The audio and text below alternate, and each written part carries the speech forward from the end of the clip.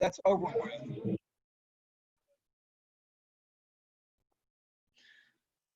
So if you want to look at what's drawn down GDP, when we get jobs reports, we hear about retail, or we hear about construction, or we hear about restaurants or healthcare. The BEA kind of looks at it in much broader areas. They look at consumer spending, which you can see has gone down. They look at business investment, both in structures and in inventories and in equipment. You can see that's gone down. You can just see the very broad category of inventories went down. Our exports went down. The only two things that ticked up in the first quarter was residential construction. I imagine that's probably going to tick down in the second quarter, because although interest rates are real low, people have lost their jobs, or people are worried about losing their jobs. And government expenditures, as we started passing these aid packages, picked up. But there was enough of a tailwind, enough of a headwind, or enough just to drag down the economy, but those two other sectors weren't able to lift it up. We're trying to figure out, we expect the worst part of the economy to be in the second quarter. And I went and tried to find some analysis of other organizations, what they're predicting for US GDP. But to Wells Fargo, it's kind of, I was going to say Wells Fargo is the most optimistic, because they think we're only going to decline 22%. You can consider a 22 decline as being something optimistic. But you look at Goldman Sachs, you look at IHS Markit, JP Morgan, Morgan Stanley, Kiplinger, the Congressional Budget Office, which is supposed to be totally non-biased in its assessment of what's going on. They're all looking at declines in US GDP of somewhere in the mid-30s in the second quarter. Now, I don't have it charted here, but you can look at some of, they are expecting to see some sort of pickup in the third quarter, and that's based on what they were seeing in April looking forward, and continued pickup in the fourth quarter. But of all the forecasts that I've looked at, and I've looked at a bunch of them, none of them show us in December getting back to where we were either with employment or with absolute GDP where we were at the beginning of this year. We will finish up this year with fewer jobs and a smaller economy than we started with. I hate to say that, but I think that's the reality. We'll start to see a recovery in the third quarter, but we're not going to see enough of a recovery in the third and fourth quarter to offset all the losses at the last part of the first quarter and in the second quarter. So maybe you saw the headlines, 33 million have sought US unemployment aid since the virus hit. Huge number of people have filed for unemployment. Now, it kind of looks a little bit like this. That yellow bar shows you how many people applied for unemployment in that same week last year. The blue bar shows you how many people applied for unemployment. They're applying for unemployment insurance, they're applying for their benefits claims. And you can see, there are a couple takeaways from this. You can definitely see a downward trend, and fewer people are applying for unemployment benefits each week. But it's still at a fairly highly elevated level. We're still seeing more than 3 million people each week applying. Part of that may be just the delays in processing. People's claims are finally getting processed, and they were laid off much earlier, but their claims are finally getting into the system. And part of it could be maybe a slowdown in the layoffs. I expect that we're going to see declines in when the data comes out for the weekend of the 9th and the 16th. We're still going to see some declines, but there won't be as high a level as we're seeing when you look at the chart here. Unemployment rate rose to 14.7%. This kind of follows along with what we're seeing with the unemployment insurance claims. But let me back up. Just one thing I want to say about this chart. This includes 3 types of employees, which is one of the reasons why the numbers are maybe a little bit more elevated. There's a wonky term that economists use called payroll employment. That's people who are on the payroll of a company collecting a salary and benefits. And typically those are the ones that are covered by unemployment insurance. Your employer pays unemployment insurance for you while you're employed, so that if you ever become unemployed, you can collect those benefits. But because of how this has affected self-employed workers in the gig economy, Congress did allow them to apply for it. So that's one of the reasons you're seeing these numbers a little bit higher elevated, because you're seeing people who aren't traditionally covered by unemployment insurance filing. Let's jump to the unemployment. You can see just how dramatic. If you go to that far right-hand side, that's the reason I suggested moving your little thumbnail over. You can see just how high unemployment rose. Look at this chart. You look on the left-hand side. Prior to jumping on this call, we were talking about 9/11 and the children that were born during that time, and how this is the time, actually, it's kind of ironic, just 18, 19 years later, we're seeing them graduating from high school or graduating from college. But you can see that that first recession that we had this century was fairly mild. Unemployment only got up to, in the low sixes. That's the recession associated with 9/11 and with the flagging business confidence. You could see the unemployment rate for the Great Recession that we went through at the beginning of the decade. Unemployment only got up barely above 10%. And now we're already seeing unemployment above 14%. And that's just, if you look at that, it took us a while to get to 10%. That rise started in '08 and didn't peak until around 2010, early in 2010. We got to this 14.7% in a month. We went from barely above 4 up to 14.7%. Now, one thing the Bureau of Labor Statistics does, it provides insight on demographics of who's been unemployed. Now, these are national numbers, and everything I'm showing you right now is a national number. But Houston, as we've diversified away from energy, we are becoming more and more like the U.S. economy, and we're caught up more and more in the U.S. business cycle. So what you're seeing for unemployment here for the U.S., I have really strong feelings that it's pretty much the same as you're going to see in Houston. We might differ by 0.5% or maybe a whole percent, but you're still going to see this level of unemployment by individual group at this level. You can see that 14.7% all workers. You can see adult men, 12.4% are unemployed. Adult women, 15% are unemployed. Teenagers, a third of all the teenagers out there who are looking for work, who want to work, can't find it. You can say that's one of the ways this data is gathered. It's gathered by a survey of households. It's not a computation based on unemployment insurance claims. There are people at BLS who actually call around on the phone and ask people a series of questions, and based on that questions, they generate this sort of data. One of the questions I ask, are you looking for work? Well, if you're looking for work, are you employed? Well, if you're employed, you're not counted in that unemployment rate. It asks you, if you're not employed, are you looking for work?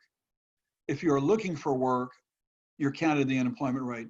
They also ask, if you're unemployed, are you looking for work? And if you say, no, I'm not looking for work, you're not counted as unemployed because you're not part of the workforce.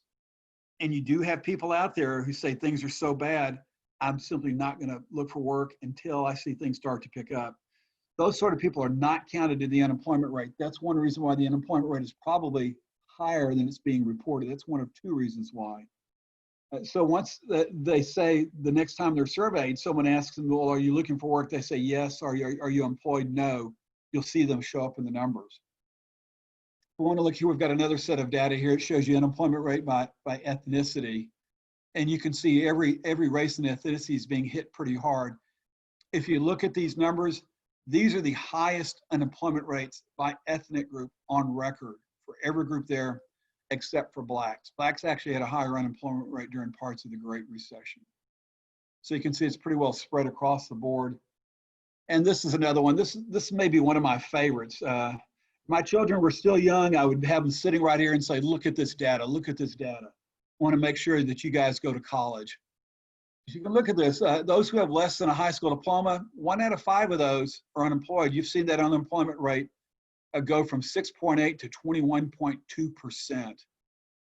Absolutely an outstanding unemployment rate. You can look at high school graduates, fare much better or somewhat better. At least if you have an associate's degree or some college, you're much less likely to be unemployed. And you can look at bachelor's degrees. It's affecting everybody, but you can see the 8.4% unemployment rate for those with a college degree versus at 14.7 for the overall population, or just the 8.4 versus the high school graduate. You're half as likely to be unemployed if you've gone to college, if you've gotten a college degree, than if you simply graduated from high school. It's definitely, education definitely does pay all the time, and it definitely pays when you're in a downturn like this. So there's a lot of talk out there about whether the unemployment rate are dire and whether they're going to go up. I talked to you about one reason why the unemployment rate, the 14.7%, is understated, because you've got people out there who are simply out of the workforce. There's another one, and it goes on the survey, and in it, the participants were asked how they would classify themselves, and some of them classified as they're employed, they're just not at work right now. They're on furlough. Well, technically, if you're not at work, if you're on furlough, you are unemployed. You should say, the reply should be something more like, I'm unemployed, but I'm hoping it's temporary. These ad hoc situations, if you added these people who are not working, but kind of hope they're going to be back called to work, that would add another 5% to the unemployment rate. So you can easily see we're very close to a 20% unemployment rate in the US. So let's talk about job losses. This data is compiled a little bit more different than the way BEA compiles the data. You know, what you're looking on the screen right now are the top levels for unemployment. You can see that 21.3 million people have lost their jobs since February. Biggest hit's been to food and services. Look at professional business services. These are your white collar workers. Yeah, these are the ones that you tend to expect would have a college degree and might be in that lower number. But if you look at the unemployment rate there, or not the unemployment rate, that 9.9% that says 9.9% of all business and workers in this business and service sector, 1 in every 10 have lost their jobs. And you can keep on going down. Even healthcare isn't immune. You can see with manufacturing. Going over, these sectors haven't lost quite as many jobs in the absolute number.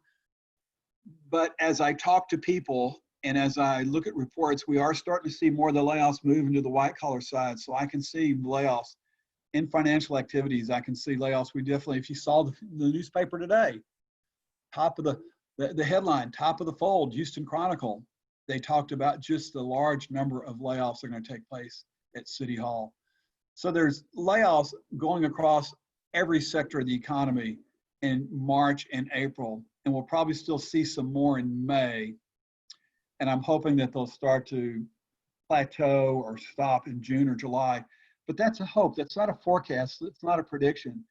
I'm hoping that we're seeing the gradual reopening of the economy will allow some of the layoffs to abate. And so there was some hiring in February at a national level, and it comes from sectors you wouldn't be surprised, like courier services. All this online shopping that we're doing, it needs to somehow get from the warehouse or from the store shelf to our addresses. Computer manufacturers, a lot of people, if you can work all online, you are working online, working from home. Federal government, a lot of money being spent there to try to help with the recovery, with the downturn. Monetary authorities, that's the central bank, that's the Federal Reserve. You see that there are other information services, that's the category in which internet falls in. And general merchandise stores, that's going to be Walmart, that's going to be Target, that's going to be Dollar General. So the sort of places that you've heard about or that you just assume would be doing well, you are seeing some hiring there. Not a lot of hiring, but it is some hiring going on. Okay, so this is the Purchasing Managers Index. This is also referred to as the PMI. When I presented to you in the past, you can see I talk about how this is gathered by talking to the purchasing managers across, in Houston, it's across Houston here, this is across the US, asking them questions about inventory, about orders, about employment, about sales, about prices being paid. They crunch all those numbers, they come up with an index, and you see the index there on the screen. Whenever that blue line is above the red line for the US, that's saying the manufacturing side of the economy is expanding. You look at that far left-hand side, you can see 09, that's the Great Recession. You can see the downturn there. No surprise. A little interesting when you see this 16 and 17, that was slowdown in the US economy. Plus that was the downturn of the oil and gas industry. That was a fracking bust. And it's interesting that you can see the fracking bust, which we think of as a Houston and a Texas phenomenon, actually shows up here in the national numbers. And you go to the far right-hand side and you can see that we're just about 42%. We're at 42 right now, the downturn. So the fact that it's 8 points below 50 just shows you just how far it's fallen. And I've got some other slides similar to this later on I'm going to show you for Texas and for the US. So let's talk about the Texas economy. Once again, this is my transition slide for Texas economy. I actually pulled this from the Dallas Fed's website. I actually thought it was kind of cute. At first, I didn't pay much attention to it, but that's a surgical mask that someone has put there. That's something a lot of us are wearing. And someone with a very neat pen got a red marker out and drove that downward sloping line as kind of an illustration of both COVID and economic activity. So my kudos go out to whoever the artist is at that Dallas Fed who came up with this idea, because I think it's really fairly clever. So let's talk a little bit about the Texas economy. If you want to look at initial claims, I had not had a chance. The data came out yesterday, and I did not get a chance to quite update it, but you can see what's happening with the Texas claims right here. They haven't slowed down yet. Part of that is I think the Texas Workforce Commission has been real and really in a bind with the backlog of all the claims they've had. And once again, we are somewhat, to use the cliche, flying in the dark on exactly what's happening with unemployment, because we're still looking for data. There's such a lag in when the data is collected and when the data is actually released. We won't have data for April until May 22nd. So we're still, what is that, 8 days away from when we'll know exactly what happened in April. And the way the data is collected, it's a survey of employers, and they actually asked employers a question about how many people were on payroll on May 12th. April 12th. So when we get the April employment data, we're going to be looking for how many people were on payroll April 12th, or for the week or the pay period that included April 12th. So anything which has taken place since April 12th, that still won't show up in the data. We won't know what happened between April 12th and May 12th until we get data in June. But we should get some sort of insight in there, and I ask you to check the partnership's website and check out future webinars, because we will be talking about that. But right now, all we can do is look at what's happening with unemployment insurance claims, which is a little different. And even those, you're going to have people in there who file duplicate claims, and so those will be thrown out. You'll have some people who are not qualified, and those will be thrown out. You have, as I said earlier, gig workers and self-employed who are being put in, but they're not going to show up in the payroll data. But the payroll data, the number I'm getting ready to show you, it just goes to show just how bad this is. I see someone's on who hasn't muted their phone, and it sounds like you're listening from your car. Would you please mute your phone? So let's talk about the Texas manufacturing sector, what we see going on. Once again, I'm going to data from the Federal Reserve Bank of Dallas. They do a survey of manufacturers, crunch a lot of numbers. They've got this really big table at their website. I wasn't going to show you all the data in the table, but I thought I'd show you just this to give you some insight to what's going on. You know, they ask questions about production, about your capacity, about new orders and shipments. They ask, in April, did your production go up or go down? In April, did your capacity compared to March go up or down? New orders up or down? You know, that green column right there, 9.2% of them saw a production increase, but 64% saw production decrease. You know, just follow that along on the right-hand side, and you can see the number of companies, number of manufacturing operations in Texas that saw production decline, that saw capacity utilization decline, that saw new orders decline and shipments decline. So what the Fed does is it produces something called a diffusion index, and that diffusion index is where they subtract the increases from the decreases, and that's the number you get on the far right-hand side. And you can see the downturn, the April index for production, for capacity, for new orders, for shipments. So if you want to look at all those numbers, I told you they have dozens and dozens of numbers they put together. But this is what it looks like as a total one complete index. And you can see how production has gone down in Texas significantly. This isn't that it's gone down 55.3%. This is that the index has fallen 55.3%. Based on production and employment and on sales and backlogs and inventory. Let's talk a little bit about the service sector. Once again, a bunch of numbers that they crunch. The service sector, this is something that you guys would fall into. This is something that anybody who works in media would fall into. And this is showing, you can see the increase on the left-hand side on revenues, on employment, on hours worked, on selling prices. Now this is going to be media, this would be restaurants, this would be healthcare would fall in here, accounting, law firms, anybody who provides a service. And you look at that right column, you can see the decreases they've seen in revenue and employment, in hours worked, and selling prices. So there you go. You take the two, you kind of mesh the two together. That is a term that economists use. We do mush things together. And you mush the things together and you see an index of a negative 65.4 for revenue for the service side of Texas. You know, you mush the employment numbers together, it's 35.2 for the index. You mush the hours together and mush selling prices.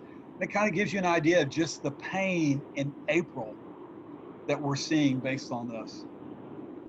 There you go, all the numbers. Now, once again, this isn't a 65. This is the index based on sales and revenues and hours and orders and so forth. And you can see how it's fallen. So that's, that's the last thing on Texas. Let's talk a little bit about Houston. That's the city we all live in. It's where we work. It's where I've made my career here in Houston. I've been studying the economy since March of '81. City that I have a great deal of affection. And I say city, what I really mean is the metro area. I live in Houston, but I've got family that lives in Fort Bend and family that lives in Montgomery County. So, and technically, whenever we talk about Houston, we really should be talking about Houston as a metro area, because if you live in Fort Bend County and you drive into Houston for work, you are tied to the economy, and Fort Bend is tied to us. So, let's talk about what we see for unemployment insurance claims. I was able to get this one updated a little sooner. And this is, for us here, it's more relevant than the Texas claims.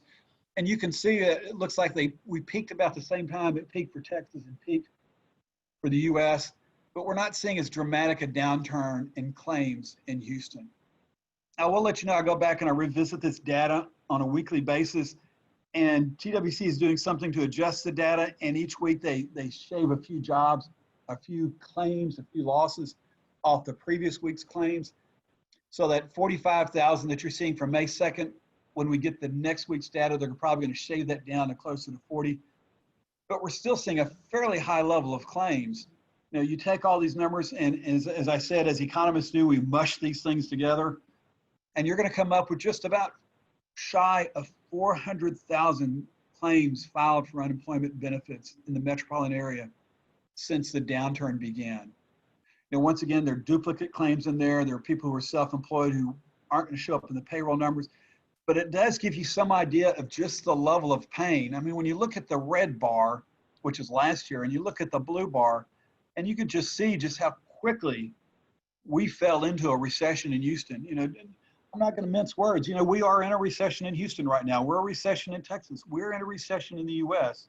We are really suffering right now. Hopefully we'll come out of it fairly soon. Really, that depends upon how comfortable we feel going back to work and how comfortable we feel going back to the restaurants and how quickly demand for some of the things that we provide pick up.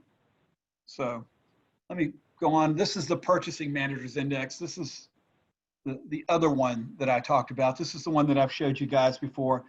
This has got both manufacturing and services mixed in it. You can look at, go over 09, you can see the downturn for the Great Recession. 15 and 16, you look at that dip. That's the fracking bust. You look at that little dip between 17 and 18, that's actually late 17. That's the Hurricane Harvey impact on the economy. And then look at where we are now. You go to that far right-hand side, and that's how far we've fallen. The actual data point right there is 34.0. That is the lowest point in the history of this data series. You go all the way back to the Great Recession, and we hit 39.0 in March of 09.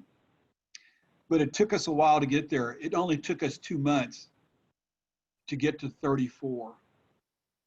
And once again, this isn't a percentage, it's an index, but it's where you take all those numbers and you mush them together, come up with this. But this really shows you just in April how much this economy suffered.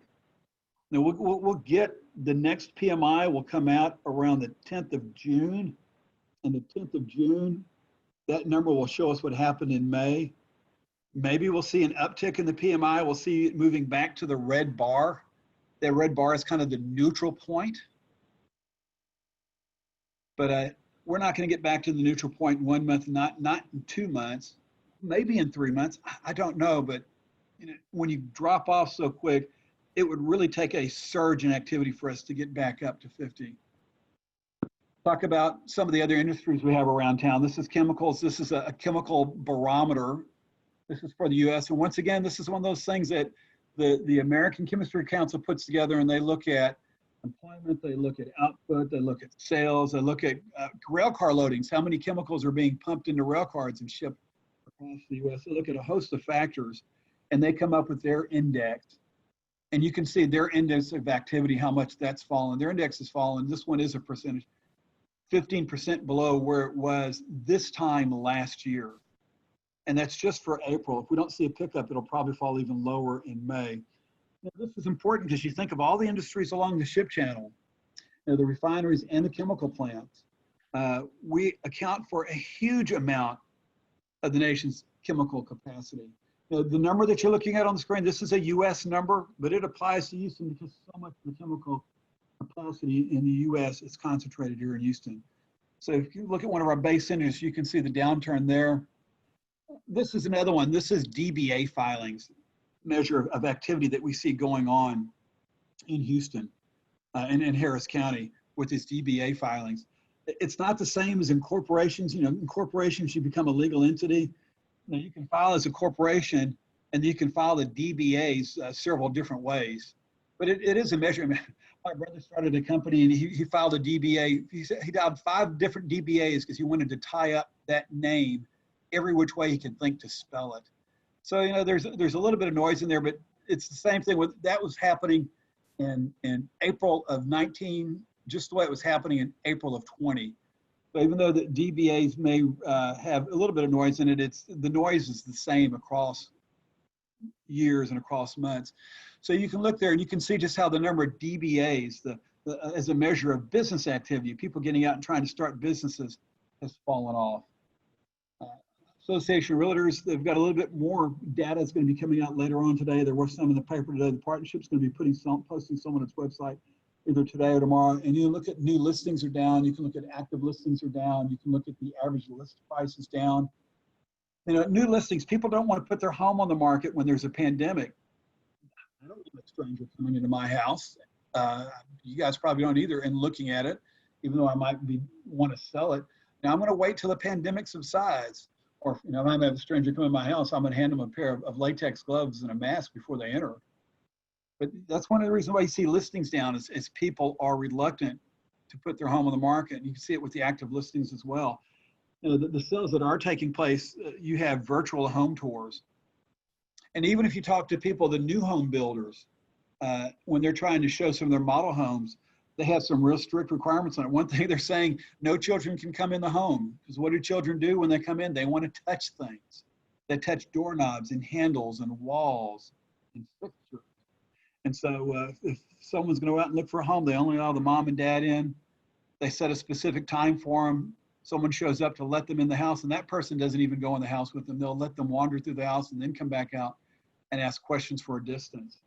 So you see new home sales, for that reason, are staying up and holding up fairly well because the builders have found some way to get around this. And it's also, I've been hearing anecdotes that people, after they've been working home for 2 months now, they realize that they're going to continue to work from home.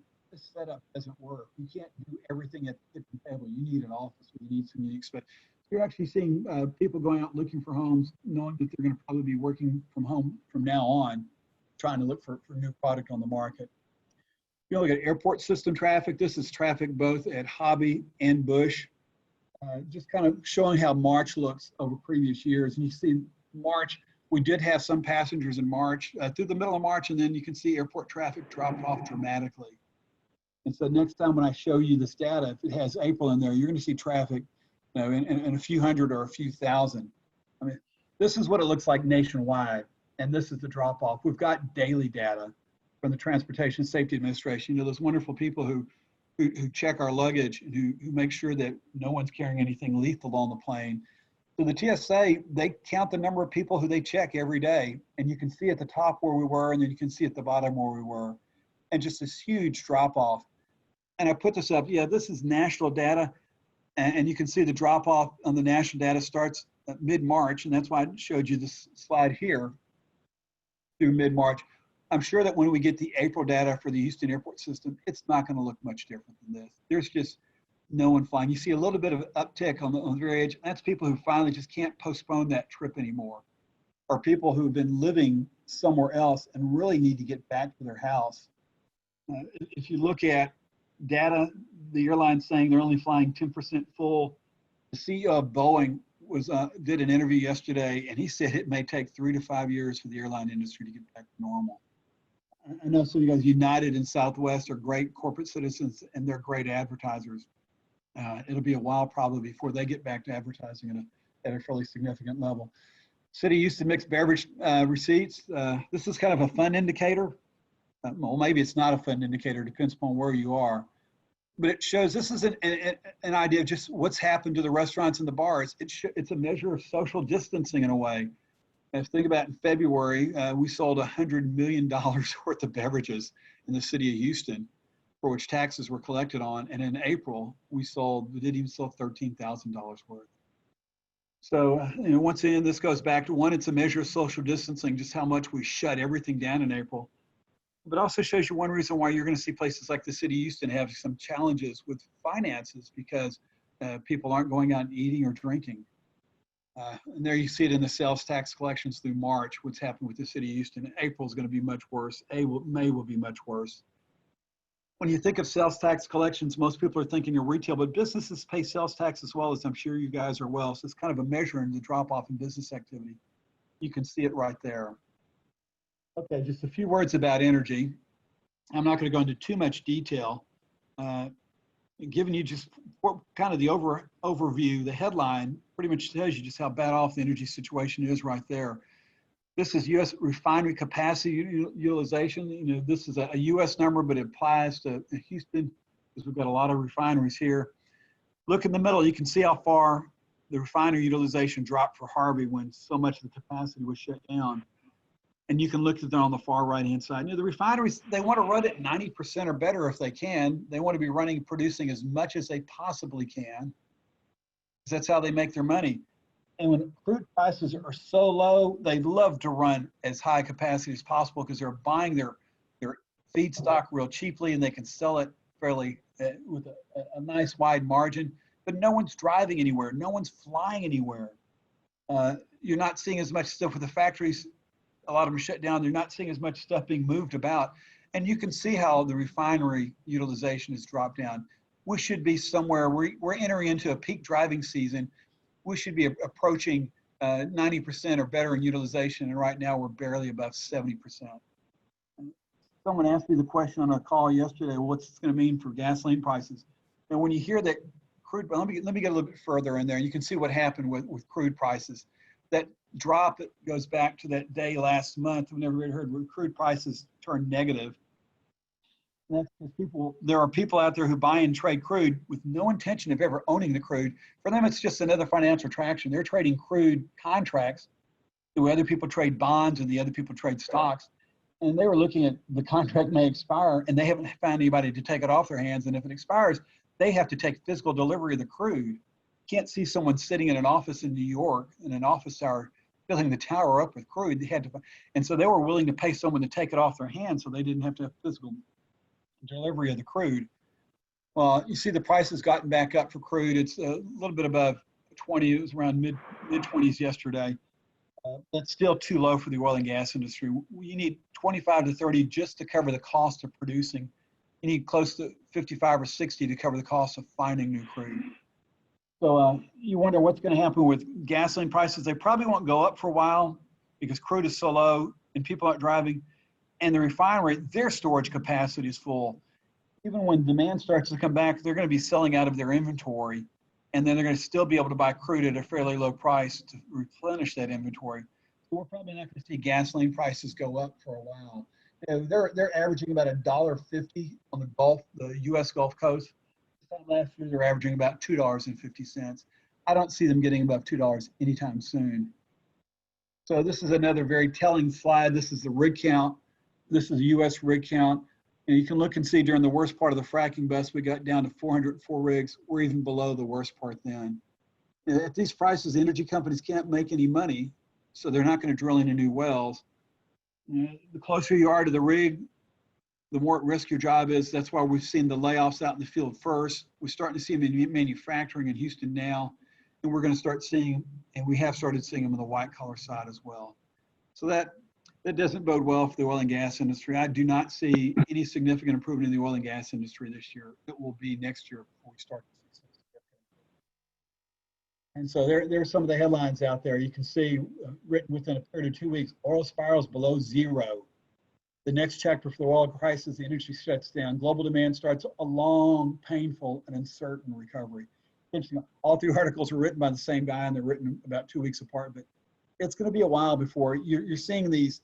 I've already seen some rosy headlines, and someone said that 2% of the capacity that was shut down is already coming back online. I mean, 2% is nothing. We really need to see more capacity shut down, and we need to see demand pick back up. The world, you might not realize this, the world consumes, and prior to the downturn, 100 million barrels of crude a day. I'll state that again. The world was consuming 100 million barrels of crude a day. That got down to consuming about 70 million barrels a day. So we had a 30 million barrel a day excess supply. So you can see after just 3 days, we've already produced 100 million barrels more than we need. And there's no place to store that. And so companies are having to literally shut down their wells. You know, with that sort of excess supply, it's going to be a while for the industry to recover. And think about it in these terms. We could eliminate all U.S. production, all Saudi Arabia's production, and part of Russia's production and still not have a balanced market. Kind of depressing. But, you know, yeah, I've given you a lot of depressing data. I'm sorry. Don't shoot the messenger. I'm just trying to say what we see in the data out there. But, you know, there is a bit of a ray of sunshine poking through the clouds. There are some things out there that give us some hope. That is, you know, every forecast I look at does start to see the recovery starting in the third quarter. Now, they're forecasting the second quarter to get a little bit deeper than they originally thought. Each one of those, this is a different forecast. This is something, again, I pulled from the Dallas Fed's website, and they've kind of mushed a bunch of forecasts together to come up with what they look like. But you can see they're all starting to show some growth, whether it's a check mark or a hockey stick. You do start to see the shape of the recovery. We'll start to see some recovery in 3 and 4. Technically, the economists won't describe that as growth until you've gotten back all the jobs and all the GDP you lost. Because what you're doing is recovering what you lost until you get back to the previous level, and that's when you see growth. So we will be in recovery starting hopefully in the third quarter and the fourth quarter. Growth will hopefully occur sometime next year. We do a survey of our members every week. One of the questions we ask is, what does this week look like compared to last week? What's your situation? You look at that, you can see that we're starting to see more firms reporting that their outlook is improving.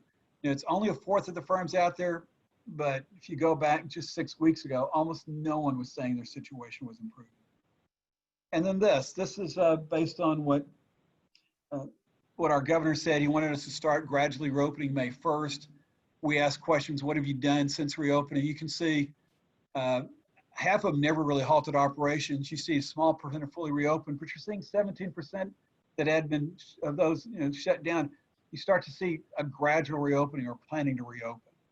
So we are starting to see a slow reopening of the economy. The question is at what pace is that reopening going to take place? And then this is my last slide with data on it.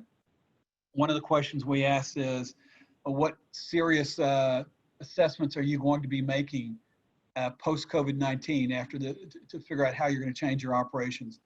No surprise to anyone that the largest response is telecommuting. A lot of them are going to reassess technology, and they're going to reassess their relationship with their customers. So there is, as dire as it is, we are starting to see a gradual reopening. We are starting to see a little bit of improvement.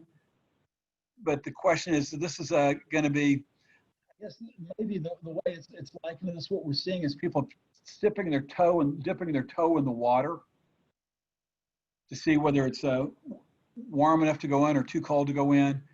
And you're probably going to see people, you're not going to see anybody doing a cannonball. Just people wading in up to their knees and then wading up to their waist before they decide to go in up to their shoulders. So the recovery is going to be fairly gradual, but we are starting to see some signs of the economy reopening, and that does give me some signs for hope. So with that, I'm done. Once again, you can see my name there. If you want a copy of the presentation, send me an email, first initial last name at houston.org. With that, I know I've talked for a long time. I will stop talking, and I'm willing to entertain some questions. So, okay. Thank you very much. Can you take questions from the chat? What I want to do, what we agreed upon early, is that Alberto was going to, and some of the others are going to be looking at this, And rather than trying to answer each question individually, there's probably some that hit upon the same topics, just asked in different ways. And it's one of the moderator would then feed me a few of the questions, and that's probably the most efficient way to do this. Absolutely, Patrick. So the first question is from K. Victor. What will the turnaround look like? Will we not get back until we have an approved vaccine?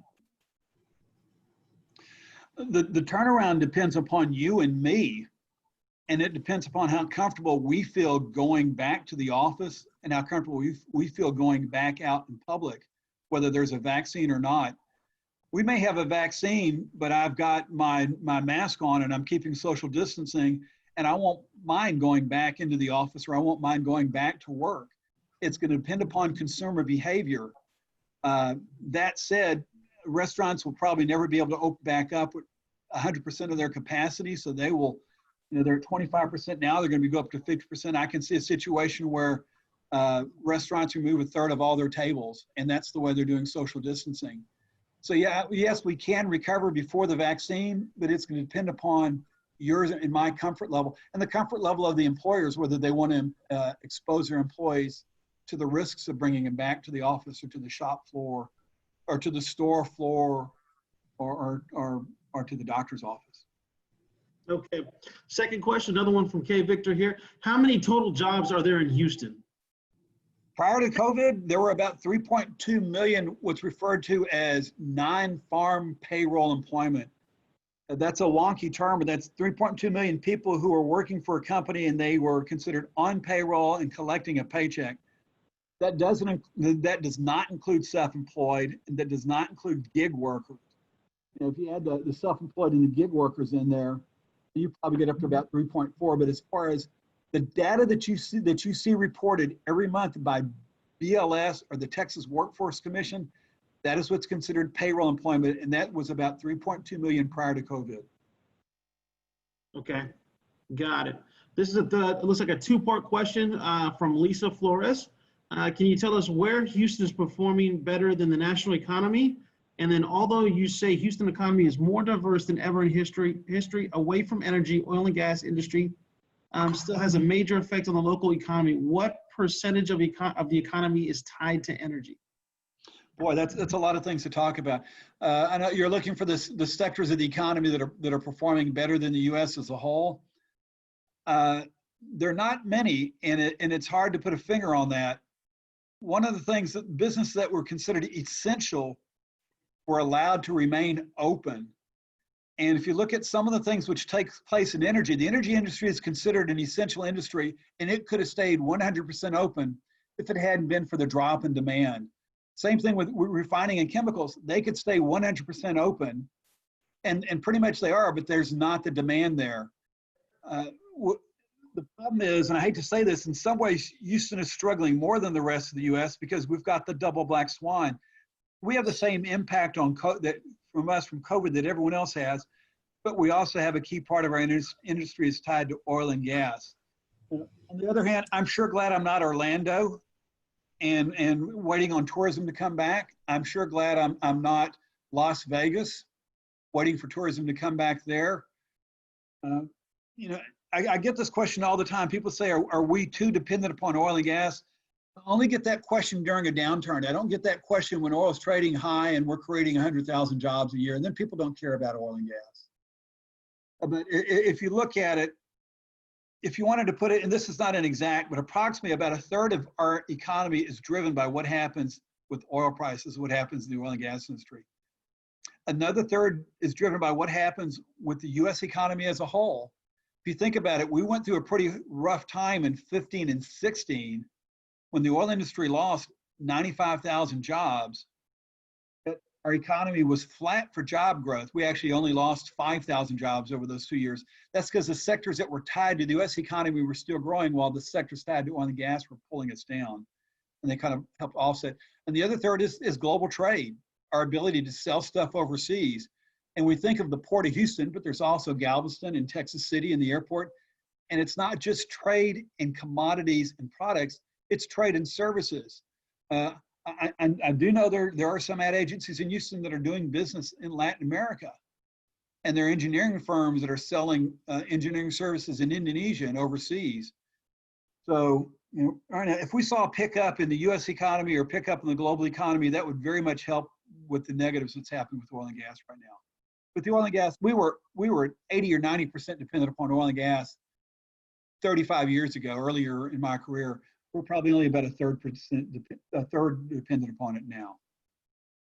Okay.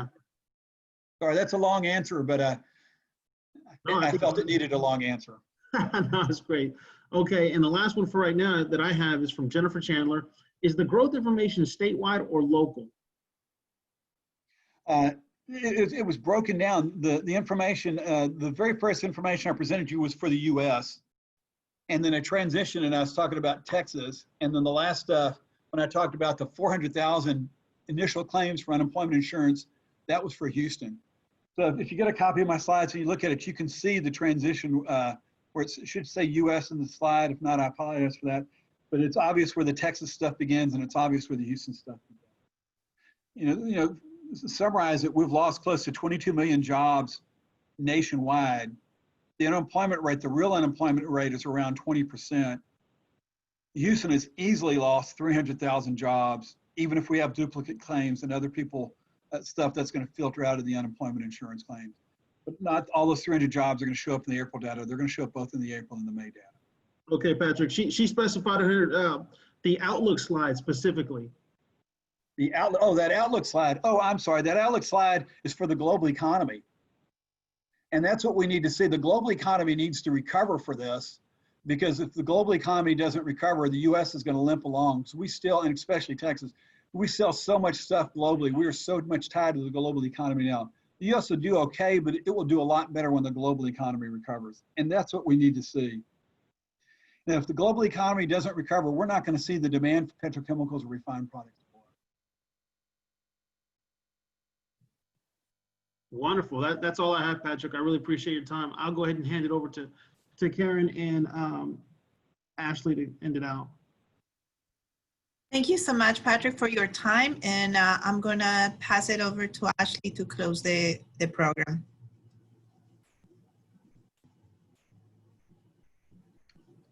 Well, Patrick, listen, I know it was some grim information, but I appreciate it. We will not kill the messenger. Thank you for your time. It definitely was important information for us to hear. Definitely by the turnout, you know, we had almost 70 people join, so it was definitely something people wanted to hear. Once again, thank you for your time. Thank you for our members for their time. We appreciate it, and enjoy the rest of your day. Yes, sorry, I had technical difficulties. This is Ashley. Thank you again so much, Patrick. Great information. If you could share your email address one more time so that people can email you for the deck if they would like. And thank you all for who joined, and be on the lookout from MAH for correspondence on the July luncheon with our new board. Congratulations to the new board once again. And we will be looking for another location outside of the Hess Club. Okay, once again, for those of you who want my email address, it's my first initial, my last name. It's P. Jankwoski, Jankowski @houston.org. You can also go to the partnership's website, houston.org, and go and find the staff page. You can find me there, and you can send me an email via the web. So thank you very much, everybody. Thank you, Patrick.